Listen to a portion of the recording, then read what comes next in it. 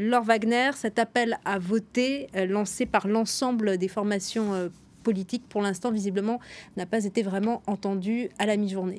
Oui, bonjour Judith, effectivement, vous l'avez rappelé, le taux de participation au premier tour est à peine plus élevé que le taux en 2010 à la même heure, puisqu'il était de 16,07% et qu'il est de 16,27%. Donc effectivement, l'appel n'a pour l'instant peu été entendu. Néanmoins, ce que je peux vous dire pour l'instant, c'est qu'on sait qu'on a beaucoup voté en Corse. On a également beaucoup voté en région Nord-Pas-de-Calais-Picardie, ainsi qu'en région Languedoc-Roussillon, Midi-Pyrénées et en Provence-Alpes-Côte d'Azur.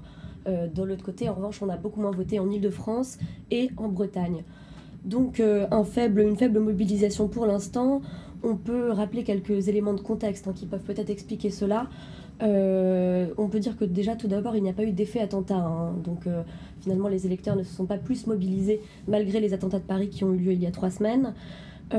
Également malgré les fortes mesures de sécurité qui ont été prises aux abords des bureaux de vote. On sait qu'il y a eu beaucoup de contrôles qui sont organisés au niveau des bureaux de vote, et donc peut-être que les électeurs ne sont peut-être pas rendus pour cela aussi aux urnes.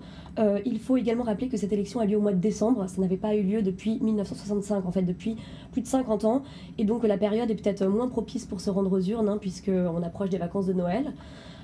Et en fait, cette élection a été décalée au mois de décembre en raison de la réforme territoriale. La réforme territoriale qui a été votée cet été et qui chamboule complètement la carte territoriale française. Et c'est donc effectivement la dernière raison qui fait que peut-être que les électeurs ne se sont pas forcément reconnus dans cette réforme et sont peut-être parfois allés moins voter.